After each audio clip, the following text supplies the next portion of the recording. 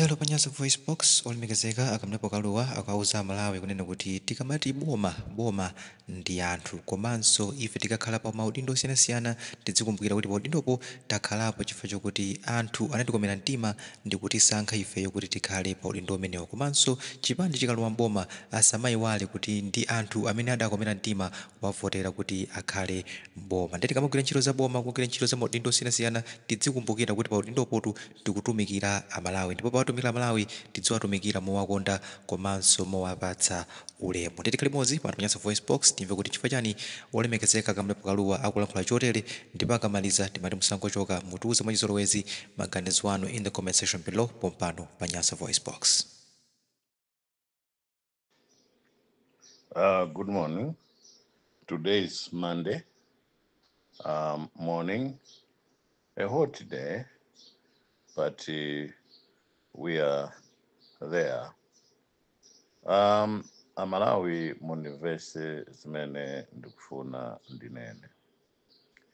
Malawi muno mumvesa chisoni kwambiri. Chifukwa anthu ife chimene tikupanga sitikufuna kuthandiza dziko lino ayi. Koma tikupanga zinthu zofuna kuthandiza mafamilies athu.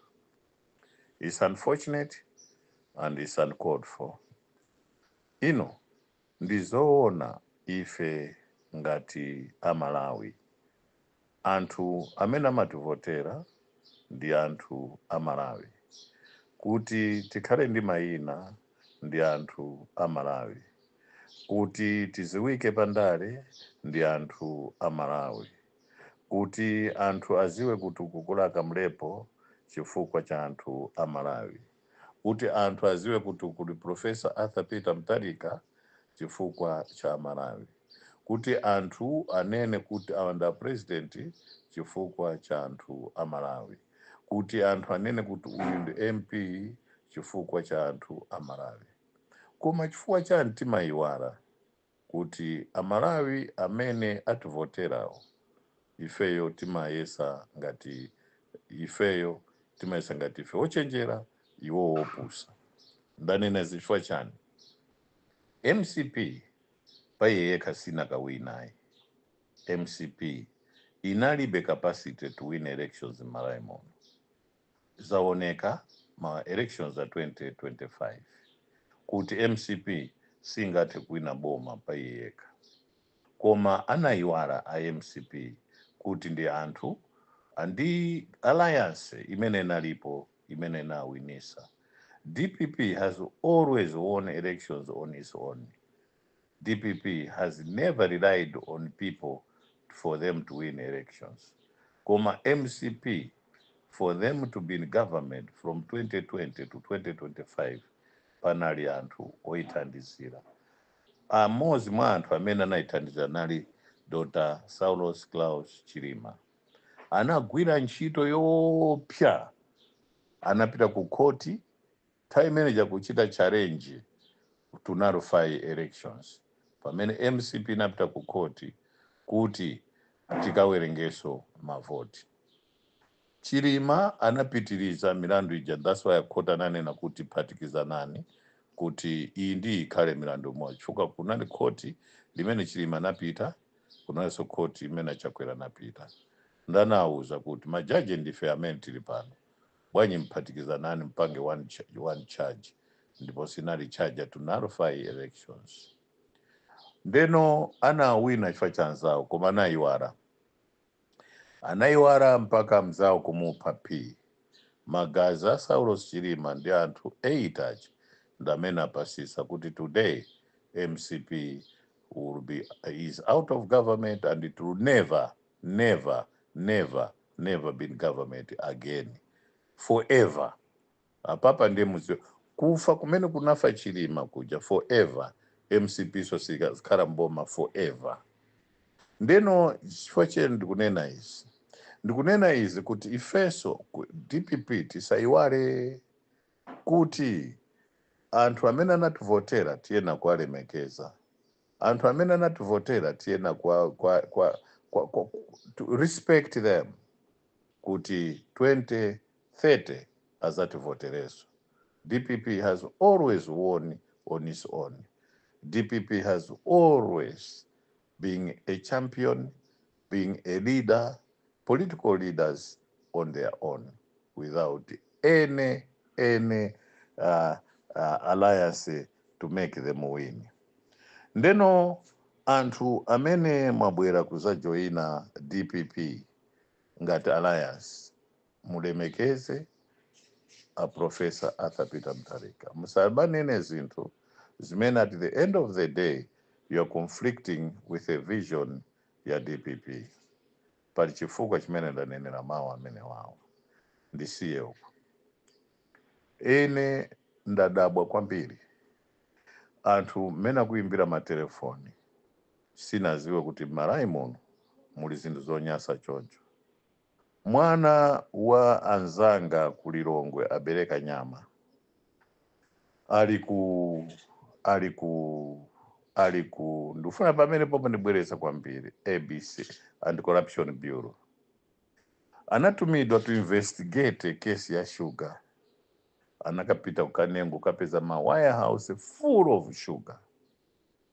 Yeyo anauzidwa ndo wamkulu wa Anti-Corruption Bureau, Anti-Corruption Bureau, ACB, kuti don't proceed under the instructions yochoka ku powerful cabinet minister. Ndeno ndichenjeze amene mkuti powerful cabinet minister chwa sakuziwa kuti umoyo wake uli pachiswe, sakuziwa kuti ndi ulendo umene wakupita. 2, kusukoma kwapezeka kuti yomweyo powerful cabinet minister ali ndi mwana wa mshane wa mkazi amene ndi operations kaichani, amene akutulusa iye akugwira ntchito kusukomako, amene akutulusa mizina ake nangoli bisira dala apa, koma ndi msikana akunyengana ndiwo uje ni powerful cabinet minister, akutulusa ma tons and tons and tons and tons kuchikwawa kwa side investment iko. Moti mene ndikunenera pano zuro usiku atulusa matanza ambiri kwa basi kuchoka kuti muno sugar auti zisowa, ikasowa sugar ndekuti mitengo iwowa zipanga mitengo. Akuluakulu kumeneko sikukhala munthu makhala pa mpando zaswandanena kuja chifukwa cha anthu, munthu maziwika kuti ndi wakuti chifukwa cha anthu, munthu makhala president chifukwa cha anthu, munthu makhala minister chifukwa chakuti anthu asankha president uja kuti iwo akuchite appoint as a minister. Amalawi chenjerani chifukwa zimene ndaziona ine pano m'Malawi muno muchuluka imfa zambiri chifukwa posachedwa pa anthu aziyamba kuziombera wokha, posachedwa pa anthu ayamba kumwa matemeki. Ndaona muli kuchuluka imfa zambiri m'Malawi muno, koma ndikuchenjezeni zinthuzo mnapanga nokha. And 2, manyumba ambiri ama cabinet ministers abisa ma tractors, abisa magalimoto, abisa zinthu zimene manyumba kumene abisako wauti iniyo simungaganizire kuti mnyumbamo eti kukumba pansi galimoto kuzera pansi ukakhazika mnyumba. Moti muli magalimoto amene anazera nawo pansi ukakhazika mnyumba.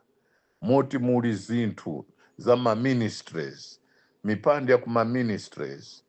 Ino ndithu ndizoona Amalawi kuti ndizoona zimenezo Malawi Cargo Center izikapereka ngongole kuma former ministers MCP, kuma former ujene mama MPs ya MCP. Ndizoona imene kuti immigration izikakhala ndi ngongole ya ma MP immigration tu, immigration izikatenga ndalama kupereka ma MP MCP. Ndiye anthu ambiri akuganiza kuti anthu analuza umundu umu. Akuluakulu chonde opana Malawi chonde sukoma kukatenga ngongole MCP yopangira kampeni zona. Salima Sugar ndimene nandipweteka ine.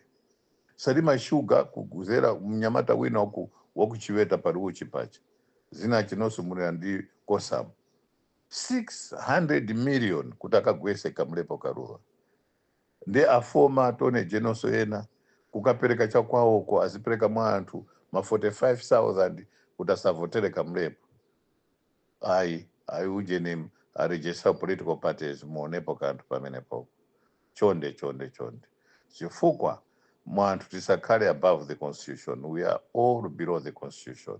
Nobody is above the constitution. Zina zimene ndikunena apa ndizanenabe zinthu zina zimene inuyo simukuziwa. Ndeya president anthu akudowa afuna kuti ambiri azakuoneni makamaka mafumu kuti akusimikizireni kuti ali pambuyo pa inu. Zimene zasiza pankaso 2030 dowa overwhelmingly vote for DPP. And so pano ndipitaso kunchishi akunchishi chonde make Malawi great again. Ndi bungwe limene likufuna kuti libwerese transparency and accountability Malawi muno. Ndeno panopo cholinga cha ife ndi 3 objectives. 1, to protect the president. 2, to protect freedom and democracy. 3, to fight against corruption. Nde anthu akunchishi inuyo mnali very liberal. Panopo ndikupe pano nonse kuti msupporte Professor Arthur Peter Mutharika.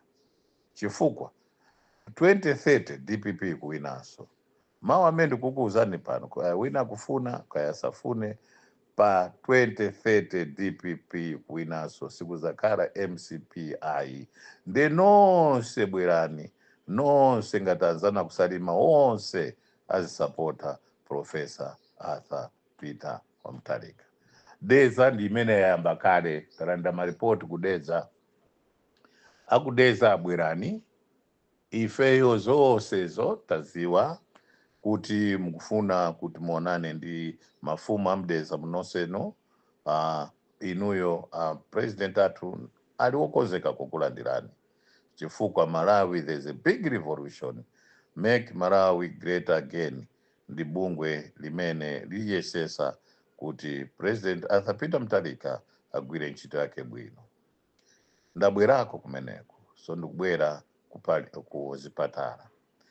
Tatulukira kuti Central Medical Stores kuli katangale syndicate in billions, yopya in billions. Zimene amapanga amatenga mankhwalaja apisa ngati, I'll just give you an example. Mangochi kuti mankhwalaja apita ku Mangochi. Kumangochi kuja akafikira ku stores. Ndeno kumangochi kuja achita identify ngati clinic kwa Mbaruko mankhwala amene atatumize ena akafikira pa Mangochi boma pacha ndi akatengaja ngati kupita clinic kwa Mbaruko kucha. Pamene mankhwalaja akubwereranso ku Lilongwe. Ndi zimene amapanga amapita kumene kucha akapita kumene kuja 2 days amatenga mankhwalaja kubweranso ku Lilongwe kukagulisa ndi amene mankhwala upezeka ma private hospitals. Ndi zimene syndicate taitulukira imene is worth about 44 billion. Syndicate imene nde akuluakulu ku Central Medical Stores panopa taziwa china chilichonse chimene mukupanga mukatumiza ngati kurumpi kapena ublanta yakuno ndi kuti oru kapena chikwawa ndi kuti mankhwalawo apita a certain clinic kukwawako osapita pa boma pacha. Ndi kumene kuja makatengedwa mankhwalaja kupitisa ku blanta kukagulisa ma private. That's why ndiko ma Indians. Ndi tikuchenjezeni ma Indians kumene muliko. Tikukuziwani nonse ma Indians amene mupanga zimenezo ndi these crooks kuti muzugula mankhwalawo aboma inu makasinthisa marebo kukhala ngati kuti mankhwalaja maoda kunja mankhwalaja musanaode kunja. Akuluakulu mwatulukiridwa. Ndikuti tonse tikukuziwani mulimbimo. Make Malawi great again. Yukubwera ikhala ndi ma inspectors, ikhala ndi ma controllers, ikhala ndi ma wearers, ikhala ndi anthu amene azikhala ponse kukuchitani monitors mene mukupanga. Ma Indians, please, if you don't want to be in Malawi, just get out of this country and go back home. Chifukwa sakuti ife tizikangana ndi inuyo ngati boma la India zinena ngati kukuzondani pamene inuyo mupanga zinthu zakuba muno Malawi ayi. They make Malawi great again yaturukirika syndicate robbery, the biggest robbery in the history of this country and Central Medical Stores. That's why mkuti mzipatara mulibe mankhwala, mzipatara kai muli chani, zinthu zake ndi zimenezonse. Another scandal imene ya koma iyi ndi scandal ya ku Minister of Agriculture. Scandal imene iyi ndi yayikulu kwambiri, amatulusa fertilizer, amatulusa chimanga, amatulusa chani, kukhala ngati agulisa ku Kenya, pamene chimanga chija chimabweranso Malawi agula, Malawi government kupereka ndalama kuti agula chimanga, pamene iwo chimanga chimene chokhala ngati agulisa kumabwera nachonso. Ndetatukira, this syndicate is about 340 billion. Imene anthu awa agawana. Chenjerani, nonse amene munali ku Ministry of Agriculture, kaya from whatever position you were to the smallest man kumene koko, mumangidwa, takuziwani china chilichonse panopo sitinanene zambiri, koma tukumbwandirani, make Malawi great again, tukumbwandirani, iniyokonzekani kuti kumaurako, muzikagonako, chwa tikumbwandirani, tikumbwandirani, chwa mufuna kuti mupange kuti Professor Arthur Peter Mutharika kukhala ngati iyeyo walephera kuyendesa dziko pamene inuyo you have dug a big hole kuti agweremo, mugweramo ndinuyo. Koma ndinakakondwa kuti anthu amene azikhala firing squad, kuti tithane nawo onse akatangale awo, tikhale ndi Malawi wanyuwani, chifukwa these people have destroyed this country. Ndeno anthu ena kufusa, kodi bungwe liyamba liti kuchita? Ifeyo, we are ready this week to start. We are ready this week to start. We just need a legal document, a framework, ikhale apo, imene tufuna kuti tipangise this week. And we can partially launch it this week. Kuti anthu ayamba kale, mawera zathu ayamba kale, they are all over, my inspectors ayamba kale, ndamene kutulusa umbono umene kubwerawo. Kuti ku Central Medical Stores, the biggest syndicate ya 44 billion, imene yachitika kuchoka mu July kuzafika mu October ramuno. Yapangika imene, ndetikumbwandirani nonse ku Central Medical Stores. Then ndima nyumba ano amene mwamanga tikwaziwa, magalimoto amene mwachita zonsezo tikuziziwa, china chilichonse tikuchiziwa.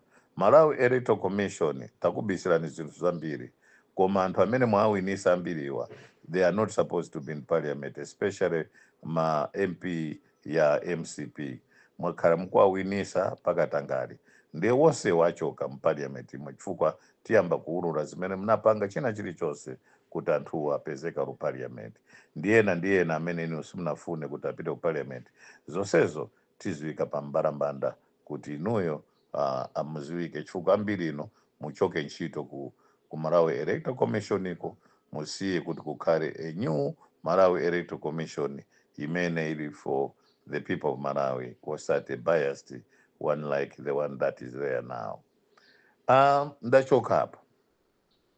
Inu amwenye ndiwe powerful minister amene mugulisa sugar. Inuyo kulilongwe kanengoko tatulusani sugar yo. Chifukwa mawera zathu apita kale kumene koko. Ndiponso kumene koko taona kale, tindi mafailo anu onse, ma documents amene munthu yanapanga zonse tinazo. Munyamata will give you state protection. Tinena nda president atukuta kuchita ubweresa mafiles onse amene you started investigating kuti anthu akuba sugar. Ena sugar kupita ku Rwanda, wina sugar kupita ku Kenya. Nde zonsezo ndi ku Burundi. Zonsezo zibwerera kuti anthu onse amene ali involved, even including ma transporters amene analemba kuti atenge uche tilanda matraki iwo, tilanda china chilichonse kuti chibwerere kwa Malawi, auction them kuti ndalama zonse zibwerere kwa Malawi zimene anthuwa aba. Ndiponso aba ndalama zambiri, because the total amount of bill is 2.8 trillion kwacha imene yabedwa Malawi muno, osati 3 ija ndi ina ya 3 ija indi 2.8 million, dimene it has nothing to do with the 3 million that they spent. So altogether talking about 5.8 million. Zimene zinonongeka muno Malawi. Tachoka hapo. apa ndende uchita mantha ndikuti ndiulule chifukwa zinthu zake zochitisa mantha kwambiri, koma sindiulula chifukwa tikufuna kuti chilichonse chimene achitacho tikuchiziwa, chilichonse kumene akubisa ndalama. Ndendipempha president musinthe 5,000 ija makara ayenaso pano aja akhale narrow and void kuti anthu atuluse ndalama zonse zimene abisa, chifukwa ali ndi ma suitcases and suitcases and suitcases of ndalama. Ndi timafuna kuti make Malawi great again, musinthe kuti kwacha yathu from 2,000 kwacha ioneke mwantundu wina, 5,000 kwacha ioneke mwantundu wina, kusogoloko tizaichose 5,000 kwacha ibwerere pa 1,000 kwacha kuti chuma chathu chambe kuyenda kumbali. Tizaphe 2,000 kwacha tiphe 5,000 kwacha kuti khale ndi 1,000 kwacha kuti chuma chathu chambe kuyenda bwino.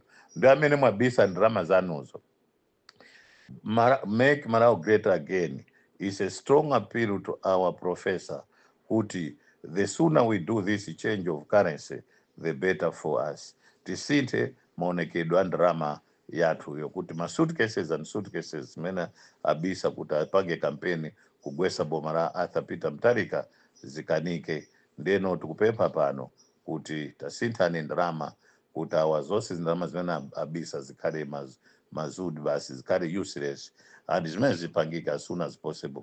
We are advocating kuti kuzafika December ndalama izo ikhale ngati yasinthidwa. Chonda president timvereni ifeyo, tikuziwa tabisa zambiri panopo, tabisa zambiri panopo a president sizofuna kuti tichenjeze anthu apa, anthu aliyesa amve, chifukwa make Malawi great again tabisa chisisi choopsa papa, tabisa chisisi choopsa. Our objectives ndikumbusesa Malawi is 3: 1 to protect the president, 2 to protect the freedom and democracy, 3 to fight against corruption. Then operational ones in the transparency, accountability, a rule of law. Then a subsidiary to that, high integrity and ethics. Zimene fe tukunena pano basi zonsezo zilimene mnde tikupempha president chonde urgently let us change this money. 5,000 ioneke mwantundu wina, 2,000 ioneke mwantundu wina, 1,000 tikhandi 1,000 iyo koma nayonso tisinthe kala kuti ionekeso mwantundu wina. Basi ndeuti awa tathana nawo awa, ndeuti tathana nawo vuma suitcase ava ndalama a president Arthur Peter Mutharika professor chonde chonde chonde chonde.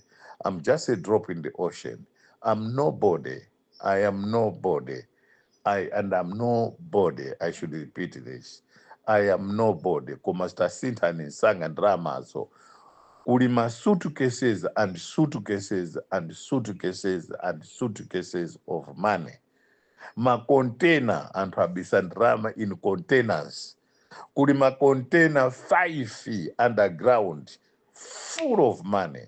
Tasintani is menos our president chonde. If it tufuna kuti by December ndalama yose yachita amene alinazo apitise ku bank by December tufuna ndalama isinthe chonde chonde chonde chonde. Professor atu chonde chonde chonde chonde tasinthani ndalamayo. Mukasintha ndalamayo awa zonse zawo zathera pompo. Ndetasinthani ndalamayo chonde and aliyesa amene ndi account yakunja imene isina unexplained one imene ikhale blocked. Kuli ma account 4 ari ku Morocco, kuli ma account 10 ari ku Dubai, pari ma account 10 ari ku Kenya, pari ma account 10 ku South Africa, pari ma account 7 ku Zambia, pari ma account 8 ku Tanzania, pari ma account 5 ku Mozambique. Ndi mwina mutabisira dara sitichura mosemu, let us block it. Akumorisha sosaja let us block it. Tuwauze department ya state ya United States of America atitandize monitoring all the banks failing which that country must have financial sanctions. Ndio tititana nao anthu amene wao mawa ife tukufuna tukuchitena advisor president a president athu okoma mtima inuyo amene simudana ndio aliyeso tasinthani ndalama by December. Let us change our currency kuti currency yathu ikhale Malawi kwacha but different color and different printing. Muona ndalama zawo zonse zikhala za zedi and sinufuna kunena zambiri chifukwa ndabisa zoopsa. Chinsinsi choopsa, chinsinsi choopsa. Anthu inu mwapezeka, ndiponso mwapezeka magirlfriends anu wonse tikwaziwa, tili ni mapictures kose kumena kuyenda, yena athawira kunja, yena kutero kupita ku America, koma ku America tufuna tichita wonse amene apita pakatipo 3 months ago paka pano America itithandize. Shall make Malawi great again. We'll write a letter to the Embassy of United States and State Department to help us track these criminals kuti abwerere azayimbidwe mlandu kuno ku Malawi, chifukwa we don't want anybody to disrupt the activities and the leadership of our professor, the greater and the greatest Arthur Peter Mutharika. Ndimawawa ndinene kuti zikomo kwambiri for listening, zikomo kwambiri for everything. Remember, I am nobody. I am nobody. The most hated in the history of politics in this country. Anthu ena ntchito imene ndimapanga ineyo akudierera kopya, anadierera kopya kumanena kuti matipate. Anyway, I cannot say much. Koma Mulungu kumwamba aliko. Let me stop here. Good morning.